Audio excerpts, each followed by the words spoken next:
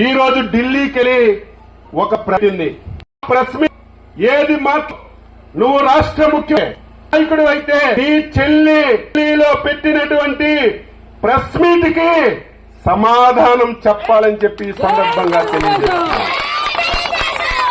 ఈ రోజు స్పష్టంగా అడిగింది రాష్ట్ర ప్రజలారా, 5 కోట్ల మంది ప్రజలారా, ఆంధ్రప్రదేశ్ మళ్లీ జగన్ రెడ్డికి ఓటేస్తే మన జీవితాలు మనమే నాశనం చేస్తాం.